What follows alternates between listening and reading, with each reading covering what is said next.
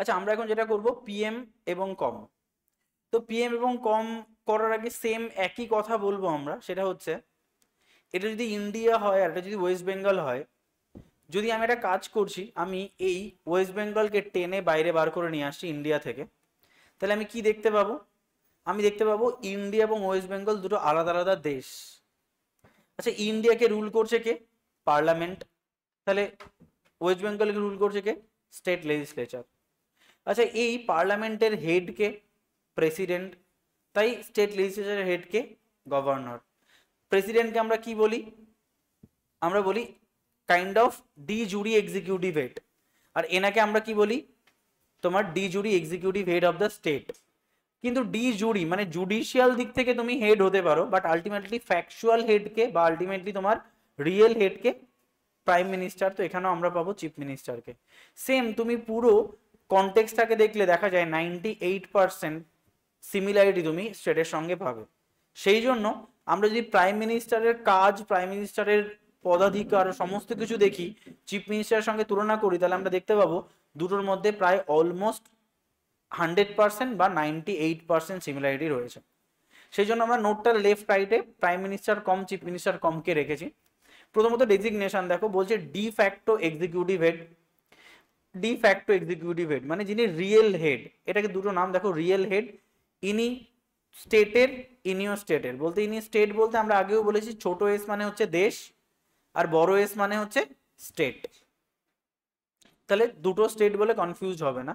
দেখো architecture of the state, ultimately মোদিজি দেশটাকে architect করে, তেমনি মমতা ব্যানার্জি স্টেটটাকে আর্কিটেক্ট করে যে আমার স্টেটে এই করলে ভালো হবে।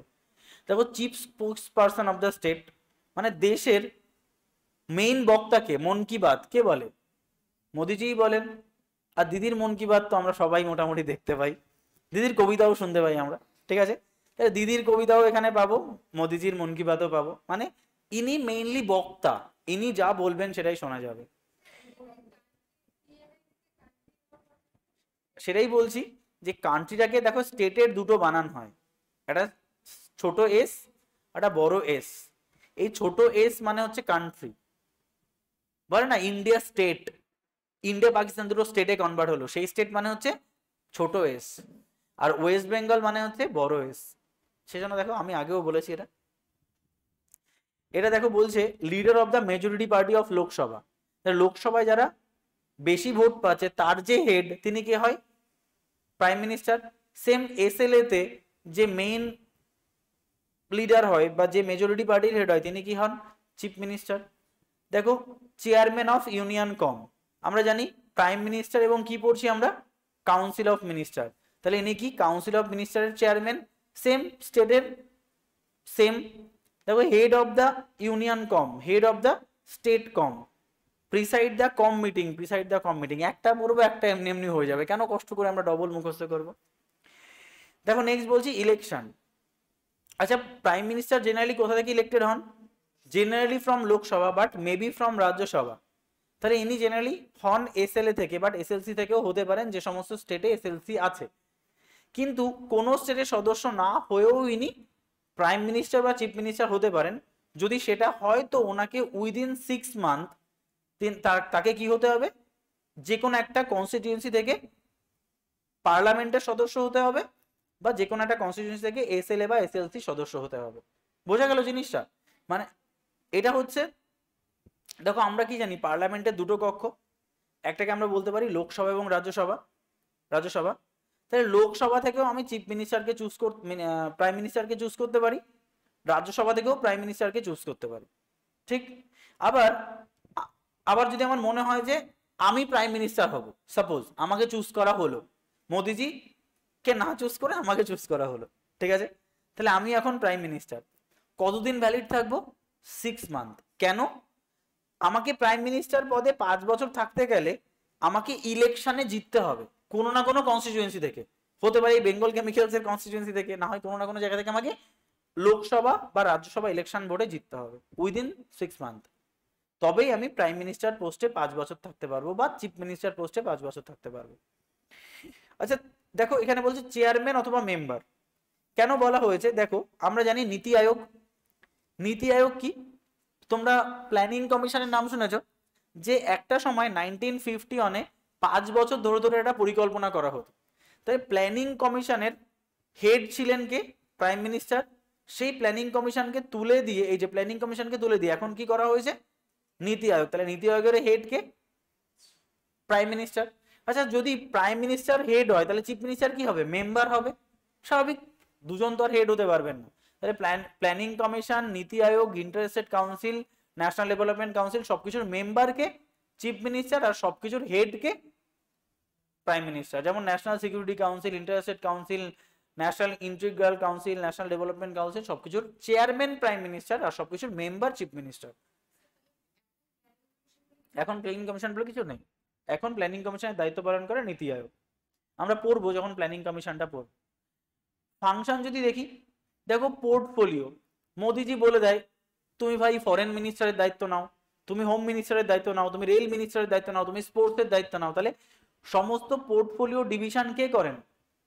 তোমার এই প্রাইম মিনিস্টার করেন। তাহলে সেম মমতা ব্যানার্জি বলছে তুমি স্বাস্থ্যমন্ত্রী হও, তুমি এই মন্ত্রী হও, সে মন্ত্রী হও, তাহলে কি পোর্টফোলিওটা ডিস্ট্রিবিউট করে দেন।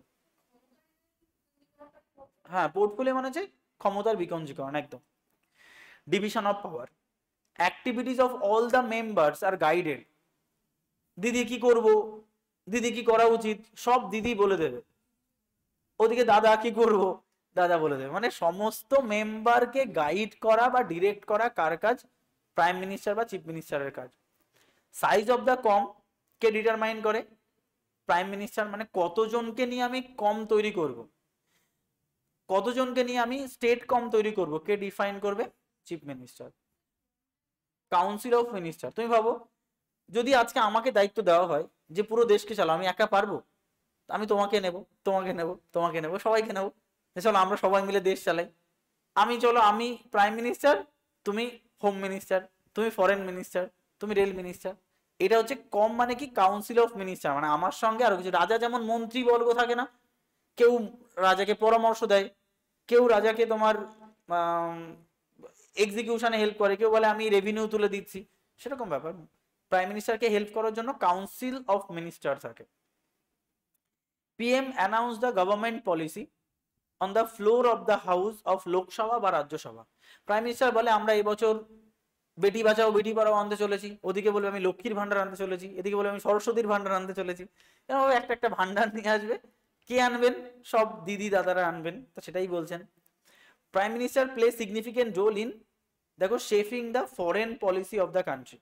ঠিক আছে, দেখো ফরেন কান্ট্রির সঙ্গে কিরকম রিলেশন হওয়া উচিত, সেজন্য মোদিজি মাঝে মাঝে রাশিয়ায় ঘুরতে চলে যাচ্ছে, রাশিয়ার প্রেসিডেন্ট, রাশিয়ার ইউএস এর প্রাইম মিনিস্টার এনাদের সঙ্গে কথা বলছে।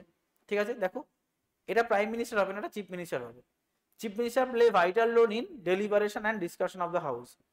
ইনি তো আর ফরেন ম্যাটারে এনার সঙ্গে কোনো হেল্প নেই, ইনি আর ফরেন ম্যাটারে কোনো পাওয়ার নেই, তাই ইনি এমনি একটা পয়েন্ট দেওয়া হয়েছে যে হাউসের সমস্ত কিছু দেখাশোনা চিফ মিনিস্টারই করে।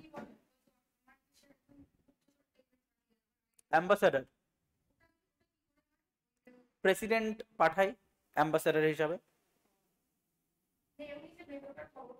ও ওটা না, ওটা তো গোয়েন্দা।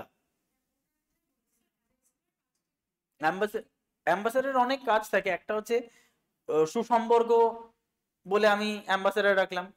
আর এই যে কিছু কিছু ক্ষেত্রে ধরো বাংলাদেশ ইন্ডিয়ার মধ্যে যে রিলেশন বা তোমার যে ভিসা, এইগুলো অ্যাম্বাসাডাররা অনেক সময় রেগুলেট করে। সে তো বটেই, এবার রিলেশনটা ভালো রাখার জন্য ফরেন মিনিস্টার বেসিক্যালি এই কাজগুলো, ভেতরের কাজ বেশি থাকে, পলিসি ফর্মুলেট, ওনাকে বাইরে পাঠানো হয় না, ফরেন মিনিস্টার তো দেশের মধ্যে থাকে। ইমপ্লিমেন্ট করা বা একটা বেসিক্যালি অ্যাম্বাসাডার কাজ নেই, একটা অনারারি পোস্ট, রিলেশন ভালো রাখার জন্য। ঠিক আছে, হ্যাঁ পুরো অ্যাম্বাসাডার। দেখো নেক্সট বলা হচ্ছে কি তোমার অ্যামেন্ডমেন্ট অ্যাক্ট। আচ্ছা, 91st যে অ্যামেন্ডমেন্ট অ্যাক্ট ছিল, সেই 91st অ্যামেন্ডমেন্ট অ্যাক্টে কি করা হলো? স্ট্রেংথ অফ কম করা হলো 15% অফ দ্য লোকসভা। এই যে আমি বলছি না, ধরো আমি কম বানালাম দুজনকে নিয়ে, বা আমি কম বানালাম 500 জনকে নিয়ে, এরকমটা হবে না। বলছে যে ম্যাক্সিমাম 15% অফ লোকসভা নিয়ে কম হবে, ম্যাক্সিমাম। মানে লোকসভা সদস্য কত? 550, তার 15%।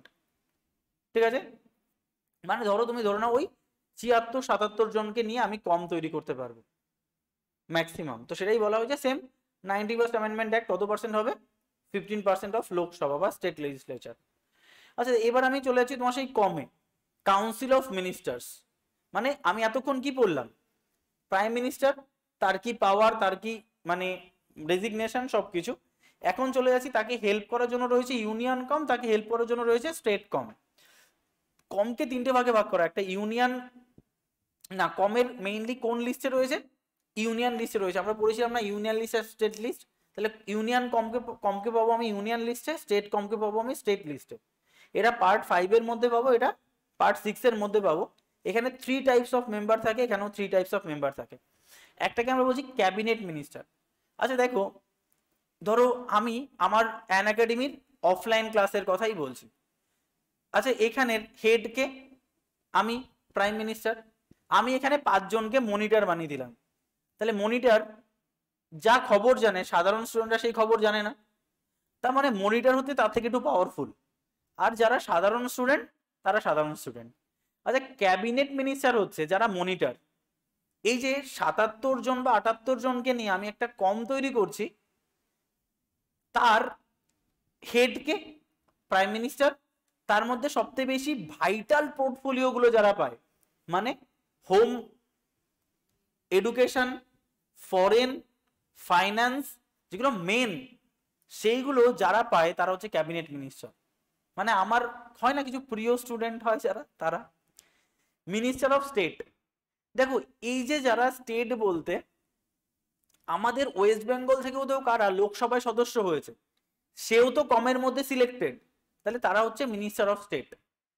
আর ডেপুটি মিনিস্টার, এদের বেসিক্যালি কোনো কাজ নেই চেয়ারিং ছাড়া, ভোট দেয়, ঠিক আছে, এদের কোনো কাজ নেই। একমাত্র ডেপুটি মিনিস্টাররা শুধুমাত্র, ঠিক আছে, খুব ভালো ডিসিশন, ব্যাস, এদের কোনো পোর্টফোলিও কিচ্ছু নেই, শুধু হাত তোলা কাজ, ঠিক আছে, ভালো মাইনে পায়, শুধু কোনো কাজ নেই, প্রতিদিন ওই 5 টাকায় বিরিয়ানি খায়, ঠিক আছে, সেম। হ্যাঁ হ্যাঁ, মিনিস্টার অফ স্টেট মানে হচ্ছে লোকসভাতে যে 550 জন সদস্য, তার তো কিছু কিছু ওয়েস্ট বেঙ্গল থেকে, কিছু কিছু বিহার থেকে হয়েছে না, যারা বেসিক্যালি ওয়েস্ট বেঙ্গলের মিনিস্টার্স, ওয়েস্ট বেঙ্গল থেকে হয়েছে। তো তাদেরও আমরা কি এখানে রেখে দিই, যাদের থেকে আমি কি ওয়েস্ট বেঙ্গলে যদি কোনো পলিসি ফর্মুলেট করতে চাই, তার থেকে ভালো গাইড আমাকে কেউ দিতে পারবে না। মানে আমি এখান থেকে মিনিস্টার সিলেক্ট করি, ওয়েস্ট বেঙ্গল থেকে 2 জন, বিহার থেকে 2 জন, উত্তরপ্রদেশ থেকে 2 জন, যে তুমি তোমার স্টেটের খবর দাও যে ওখানে কি পলিসি ফর্মুলেট করতে হবে। দিদি লক্ষ্মীর ভান্ডার করেছে, ওটাকে ভাঙতে হবে, চলো, থেকেই এরা থাকবে, নাহলে স্টেটের খবর কি করে পাবে? নাহলে স্টেটের উপরে মোদিজি যে পলিসি ফর্মুলেট করে, এর খবরগুলো পুরোটাই এরা রেগুলেট করে, ঠিক আছে। বলো জয়িতা। দাদা তাহলে ধরুন, ধরো এই ওয়েস্ট বেঙ্গলের যারা ফুড মিনিস্টার ধরো আর যা যা আছে, তারা এমএলএ নাকি কমের না মেম্বার? না, ওয়েস্ট বেঙ্গলে যারা ফুড মিনিস্টার বা যাই হোক ফাইন্যান্স মিনিস্টার, এরা সবাই কিন্তু স্টেট লেজিসলেটিভ অ্যাসেম্বলির সদস্য। ওরা কিন্তু এসএল এর পার্ট, মানে স্টেট লেজিসলেচারের পার্ট। কিন্তু আমি যাদের কথা বলছি এরা হচ্ছে ওয়েস্ট বেঙ্গল থেকে নির্বাচিত হয়েছে, আচ্ছা, এমপি।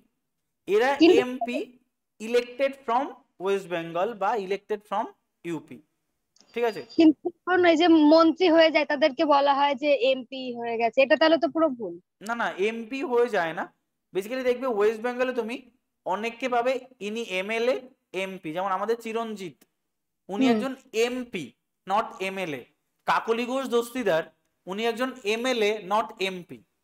মানে উনি এখান থেকে নির্বাচিত হয়েছেন পার্লামেন্টে, উনি এখান থেকে নির্বাচিত হয়েছেন স্টেট লেজিসলেচারে, ব্যাস এটাই, ঠিক আচ্ছা আছে। আচ্ছা। আর হুম। এটাকে মেলানোর জন্য সেম রেখে দিয়েছে, এখানেও যারা স্টেটের ভাইটাল পোস্ট গুলো পায় তাদেরকে আমরা ক্যাবিনেট মিনিস্টার বলি। ডেপুটি মিনিস্টার চেয়ারিং করে, মিনিস্টার অফ স্টেট বলে সত্যি অর্থে কিছু নেই, বাট লজিক্যালি একই রকম, ঠিক আছে। দাদা তাহলে রথীন ঘোষ কি এমএলএ হওয়া এমএলএ? উচিত, কিন্তু ডিস্ট্রিক্ট থেকে এরকম হয় না, minister of state as usual রেখে দিয়েছে। মানে এরা সত্যি বলতে এরকম কোনো পোস্ট নেই, এটা অ্যাকচুয়ালি এইসবও কিছু নেই, শুধু ক্যাবিনেট মিনিস্টার। ছোট তো স্টেট, ছোট, কারো 30টা মেম্বার, ধরো গোয়াতে কজন, 30 জন, ওর আবার কি ক্যাবিনেট মিনিস্টার, কি মিনিস্টার অফ স্টেট আর কি ডেপুটি হবে, ডিভিশনটা একই রকম রয়েছে, বাট বেসিক্যালি এখানে ক্যাবিনেট মিনিস্টাররাই কাজ করে। আচ্ছা টার্ম অফ ইউনিয়ন কম কত, 5 বছর, টার্ম অফ স্টেট কম হচ্ছে 5 ইয়ার্স। আচ্ছা দেখো ইম্পর্টেন্ট কিছু ইনফরমেশন একবার যদি দেখে নাও, ফটাফট দেখে নাও। PM hold office as long as he enjoy the support of the majority member of the Lok Sabha. মানে লোকসভা যতক্ষণ অবধি পিএম এর পেছনে দাঁড়িয়ে আছে ততক্ষণ অবধি উনি পিএম হিসাবেই থাকবেন, তাই না? ধরো এখানে একজন হিস্ট্রি টিচার তোমাদের হিস্ট্রি পড়াচ্ছে, যতক্ষণ তোমরা ওনাকে পছন্দ করো ততক্ষণ উনি হিস্ট্রি টিচার। যদি তোমরা বলো স্যার ভালো পড়াচ্ছেন না, আমি ওনাকে সরিয়ে দেবো। তার মানে যতক্ষণ লোকসভার সাপোর্ট উনি পাবেন ততক্ষণ উনি প্রাইম মিনিস্টার থাকবেন। সেম যতক্ষণ এসএল এর সাপোর্ট পাবেন ততক্ষণ উনি চিফ মিনিস্টার থাকবেন। কম হোল্ড অফিস, এই যে দেখো টোটাল কম, মানে এই যে 77 জন মেম্বার, এরা হোল্ড অফিস যতক্ষণ অবধি কি confidence of the majority of the party Lok Sabha. দুটো কথা বলছে, একটা সাপোর্ট আর একটা কনফিডেন্স। আচ্ছা তুমি ভাবো গ্রুপ অফ টিচার তোমাদের পড়াচ্ছে, তো সেই টিচারের উপরে তুমি কি থাকা উচিত, কনফিডেন্স, পার্টিকুলার টিচারের উপরে সাপোর্ট থাকা উচিত, যে উনাকে সাপোর্ট করছো বলে উনি অ্যাজ এ হিস্ট্রি টিচার, আর গ্রুপ অফ টিচারের উপরে তোমার কনফিডেন্স রয়েছে বলে তারা কম। তাহলে টোটাল লোকসভার সদস্য যদি কনফিডেন্স থাকে তবে এরা কম হিসাবে থাকবে। তাই যদি কোনো কমকে সিস্টেম থেকে হাঁটানো হয় তাই আমাদের ডাকা হয় নো কনফিডেন্স মোশন, অনাস্থা প্রস্তাব। আমার আর আপনাদের উপরে কনফিডেন্স নাই, ঠিক আছে, নাই তো ভাগেন, সেই জন্য আমরা কি করি, আমরা নো কনফিডেন্স মোশন রাখি। তাই এটা মাথায় রাখবে, কনফিডেন্সের উপরে এরা দাঁড়িয়ে রয়েছে, সাপোর্টের উপরে ইন্ডিভিজুয়াল মিনিস্টার দাঁড়িয়ে রয়েছে, সেম কনফিডেন্স। আচ্ছা minister hold office as it depends upon the pleasure of president. একটা তো লোকসভার কনটেক্সটে প্রেসিডেন্ট কি করে, তাকে অ্যাপয়েন্ট করে, প্রেসিডেন্ট তাকে রিমুভ করে, প্রেসিডেন্ট খুশি না থাকলে কোনো লাভ নেই, তাই প্রেসিডেন্টের প্লেজারের উপরে তার টেনিওর ডিপেন্ড করে। রেজিগনেশন লেটার অফ পিএম কাকে সাবমিট করেন, প্রেসিডেন্টকে। তাহলে রেজিগনেশন লেটার পিএম কাকে সাবমিট করেন, প্রেসিডেন্টকে, আর অন্যান্য সদস্যরা পিএম এর থ্রু দিয়ে প্রেসিডেন্টকে সাবমিট করেন। ক্লিয়ার? সেম এখানে পুরো জিনিসটা সিএম গভর্নরকে দেয় আর গভর্নরকে পাঠায় অন্যান্য মিনিস্টার সিএম এর থ্রু দিয়ে, এটাও কি গভর্নরের প্লেজারের উপরে ডিপেন্ড করে।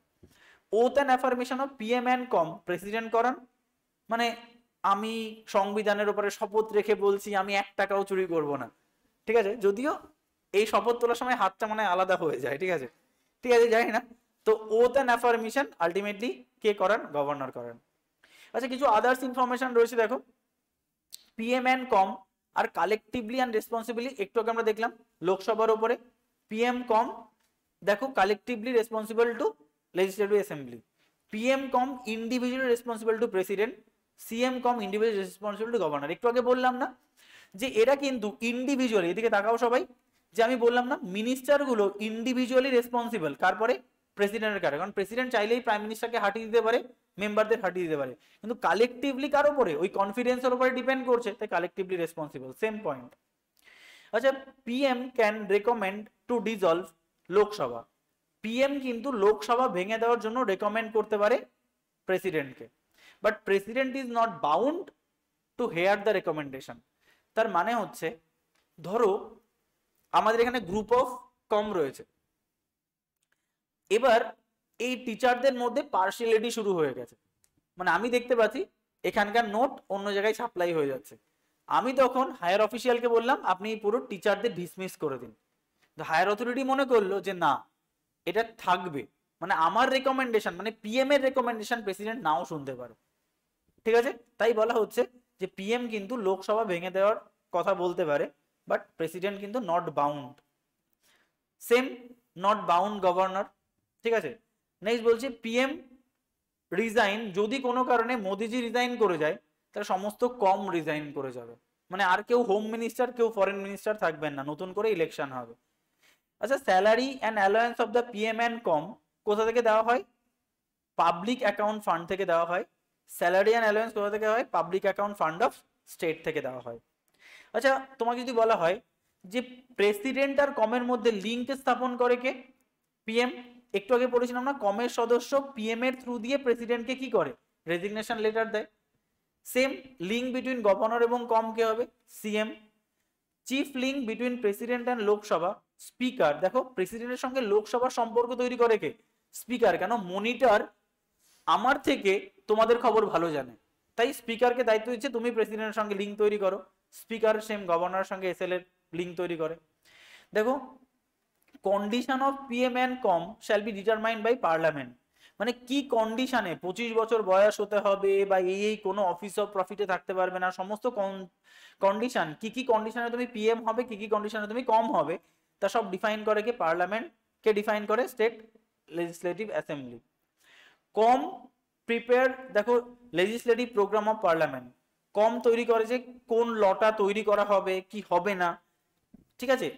যে যদি এখন স্টেট গভর্নমেন্ট তৈরি করে যে 5% রিজার্ভেশন ফর জেনারেল ক্যান্ডিডেট, তাহলে এই যে লটা তৈরি হবে, ঠিক আছে, এটা কে করতে পারে?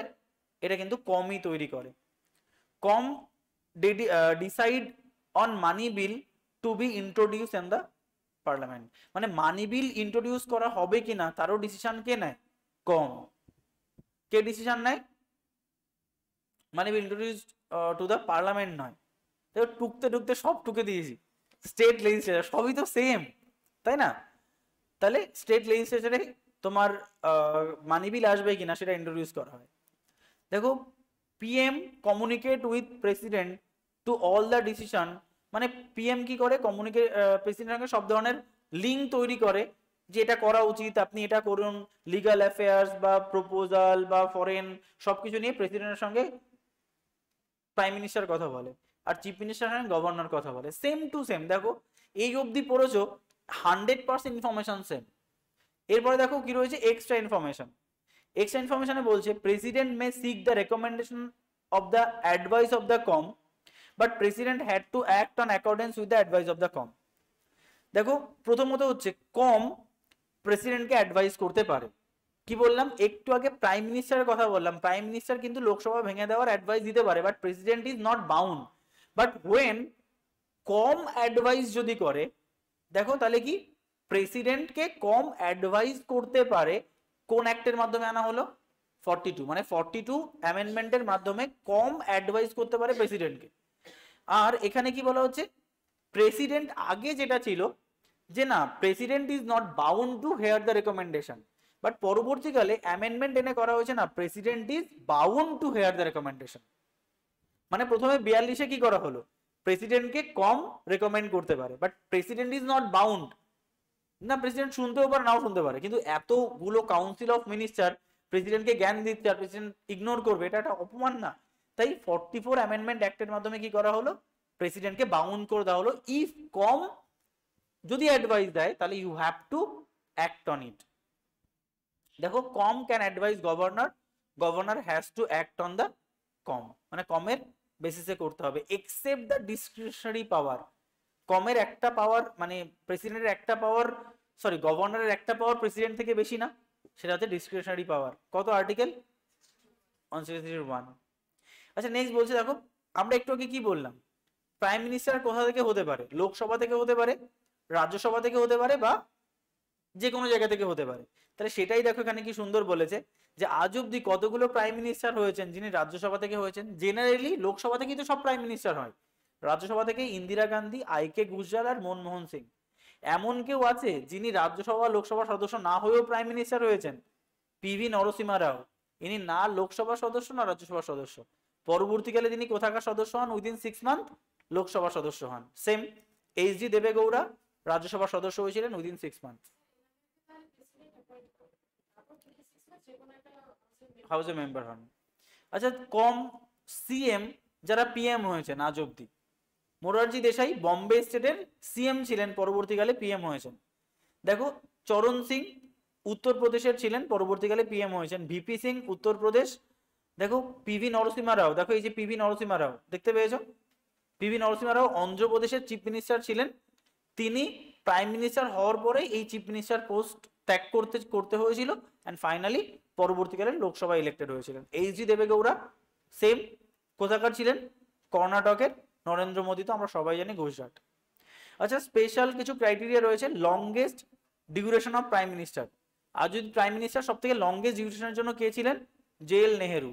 শর্টেস্ট ডিউরেশন চৌধুরী চরণ সিং, যিনি পার্লামেন্টে আসার আগেই পদত্যাগ করেছেন।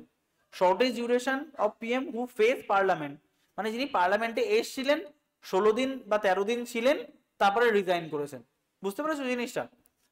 মানে ইনি ইলেক্টেড হয়েছেন, রিজাইন করেছেন, আর ইনি ইলেক্টেড হয়েছেন 13 দিন কাজ করে রিজাইন করেছেন।